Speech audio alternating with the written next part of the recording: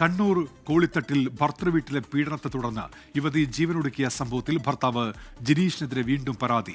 ജയിലിൽ നിന്ന് ഇറങ്ങിയ ശേഷവും മരിച്ച യുവതിയെ സമൂഹ മാധ്യമങ്ങളിലൂടെ അപമാനിക്കാൻ ശ്രമം എന്നാണ് പരാതി. അപകീർത്തി പോസ്റ്റുകൾ സഹിതം മരിച്ച സ്നേഹയുടെ കുടുംബം പോലീസിനെ സമീപിച്ചു. അരുൺ പൂപ്പറമ്പ കണ്ണൂരിൽ നിന്ന് ഇപ്പോൾ ചേരുന്നുണ്ട്. അരുൺ, എന്തൊക്കെ കാര്യങ്ങളാണ് കുടുംബം പറയുന്നത്?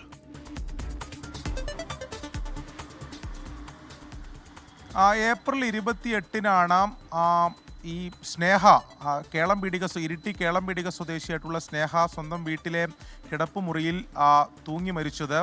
അതിന് അന്ന് തന്നെ ആത്മഹത്യക്കുറിപ്പും സ്നേഹയുടെ കുടുംബത്തിൻ്റെ ആരോപണമൊക്കെ പുറത്തു വന്നിരുന്നു.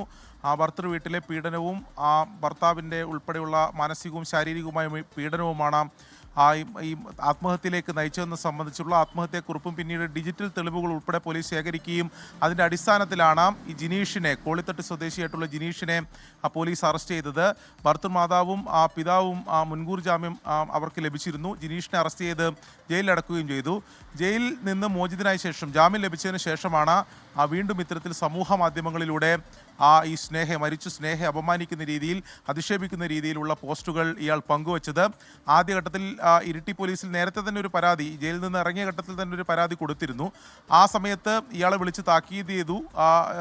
ഇത്തരത്തിലുണ്ടായാൽ ജാമ്യം റദ്ദാക്കുമെന്ന് ഉൾപ്പെടെയുള്ള താക്കീത് നൽകി. പക്ഷേ അയാൾ അന്ന് പറഞ്ഞത് അതെനിക്ക് ഫ്രസ്ട്രേഷൻ കൊണ്ട് സംഭവിച്ചതാണ് എന്ന് പറഞ്ഞു. പക്ഷേ വീണ്ടും കഴിഞ്ഞ ദിവസങ്ങളിലെല്ലാം വളരെ മോശമായ രീതിയിലുള്ള അധിക്ഷേപം ഈ മരിച്ച സ്നേഹക്കെതിരെ സമൂഹ മാധ്യമങ്ങളിൽ ഇയാൾ പങ്കുവച്ചു. അതോടെയാണ് വീണ്ടും പോലീസിനെ സമീപിച്ചത്. ഇപ്പോൾ നമുക്ക് ലഭിക്കുന്ന വിവരമനുസരിച്ച് ഇരിട്ടി പോലീസ് ഇതിൽ കേസെടുത്തിട്ടുണ്ട്.